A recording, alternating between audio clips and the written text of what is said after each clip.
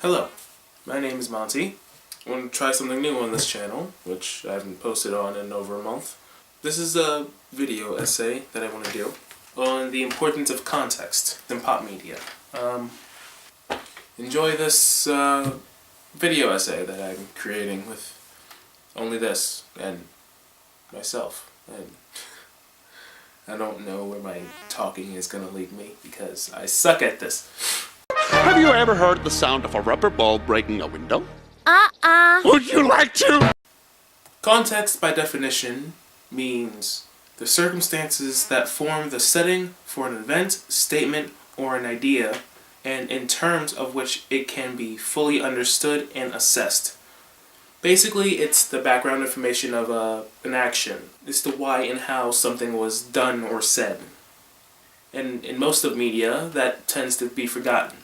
In this video, I really want to remind people of context and why it's actually really important in everything we do, from talking to one another to watching a TV show.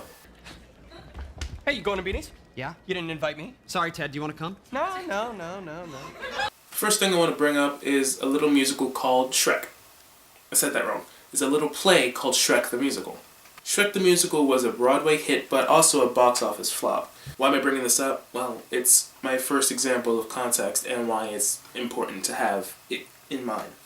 I'm going to assume that you've watched the original Shrek movie, but if you haven't, there's this wolf in a granny dress who's like a cross-dressing wolf. In the musical, the same wolf, is there. But there's a song that happens called Story of My Life. And, the fairy tale creatures are an allegory for the LGBTQ plus community. Well, the part I'm talking about, I'll just let it play here. They ridiculed my hat. They said that we were fat. They tore my Captain Granny dress and called me a hot and tranny mess. Sugar plum fairies! Now, if you didn't know, the word tranny is a derogatory term used for people who are transgender. And now that you do know that, I'll play the clip a second time so that you can assess that in your brain. They tore my Captain Granny dress and called me a hot and tranny mess. What do you notice about the actor and his line delivery?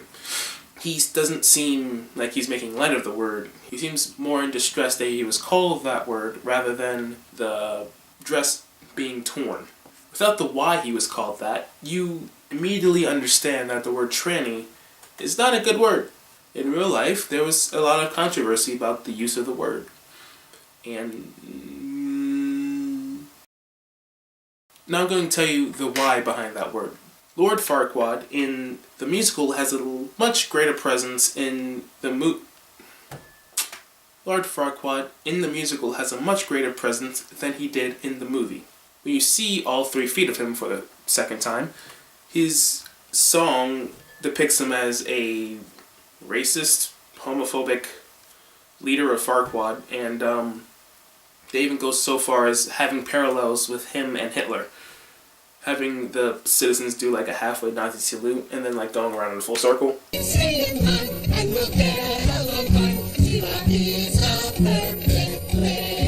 I'll play some lines from his song that exaggerate that even more. Once upon a time, this place was infested. Freaks on every corner.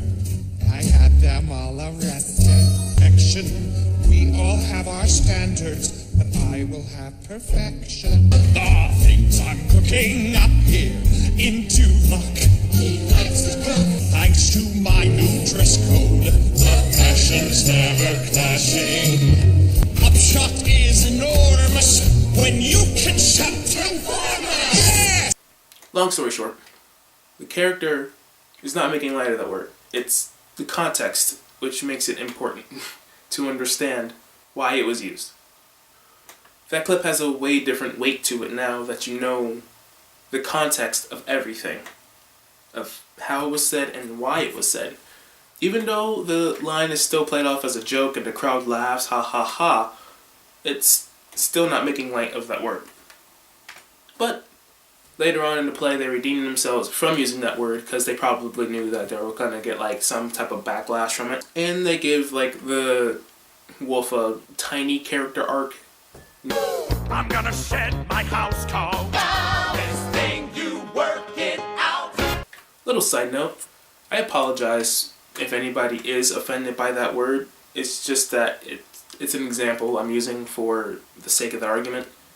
And I'm not here to offend anybody. That's not my goal with this video. It's just to bring context to light more than it has been before.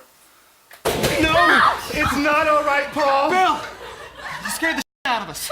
Well, how the hell am I supposed to pop out of a trash can and not scare the out of you? My next example is from a movie called Spiderman Into the SpiderVerse. It has a lot of punctuation in the title. I don't really know why. So for this, we're going to be taking a large step into spoiler territory. So if you don't want spoilers, I will leave a something around here so you can skip to whatever timestamp that is. Or maybe I get so lazy that I don't do that, but hey. The scene I want to talk about is when Miles Morales finally becomes Spider-Man and is cemented into him being Spider-Man. Well, of his universe anyway. I was going to talk about a different scene, but I couldn't find it on YouTube. And the scene I'm talking about was already released to YouTube, so you can go watch that. I'll leave a link in here. I'm not going to play the entire clip because the music has some heavy copyright soundtrack on it. But I'm just going to play enough so you get the point of that part of what I'm talking about. Partner, it's amazing. Whatever you choose to do with it, you'll be great. Our family doesn't run from things. You're the best of all of us, Miles. You're on your way. When do I know I'm Spider-Man? You won't. That's all it is, Miles. A leap of faith. Like, what's up, danger? Out of context, this scene is still a great scene, but what makes the scene even better is knowing all of the context of the scene. Now, still, it's about to step into spoiler territory. The thing that makes this scene so much better is knowing all of the context. More specifically, knowing the why. Miles, up to this point, has gone through a lot, okay? Like, a lot of tragedy in his life. He's watched his universe's Spider-Man die. He's watched his uncle die. Both of them were by the hands of Kingpin. He's been sent to a new school and doesn't see his parents that often. He's just got his powers, and one of the Spider-Men from the other universes basically told him that he wasn't good enough. That he wasn't ready for becoming Spider-Man just yet. And Miles has failed multiple times before to even try and get to the point where he is now. Now, can the scene still be enjoyed without all of its context? Sure. But it won't be the same without all of the context. You need to know the context to understand why this scene is such a great scene. If you don't know the context, it won't be this same dopamine-filled experience that most of the people in the theater had when they saw this scene. Like, when I went to the movie and watched it, everybody was cheering. Now for my last example and my most extreme example. The tragedy that struck us all last year. My first love was, and always will be, musical theater! My final example of the importance of context is a very extreme example from Infinity War. Again, spoilers ahead, but I feel like people's already either A, been spoiled about all of this already, and B, it's been out for almost a year now, so. In the beginning of the movie, the main villain, Thanos, invades one of the main characters' ships. One of our main characters' ship. Crap, I can't explain this well. I'll just let the clip play. If I might interject, if you're going to Earth, you might want a guide. Do you have a bit of experience in that arena? If you consider failure experience? I consider experience. Almighty Thanos. I, Loki, Prince of Asgard. Odin's son, the rightful king of Jotunheim, God of mischief, do hereby pledge to you my undying fidelity. Undying.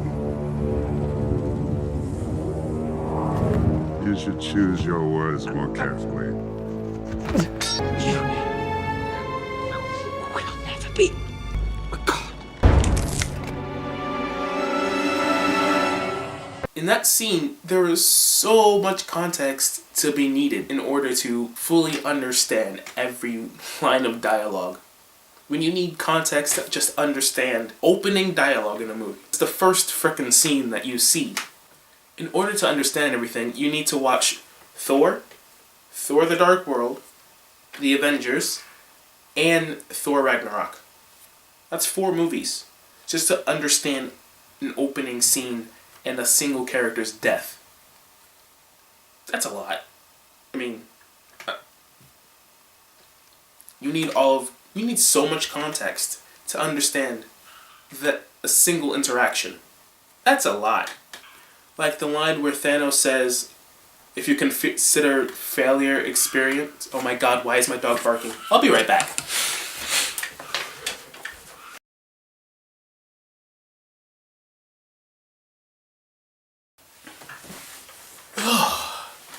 Where was I?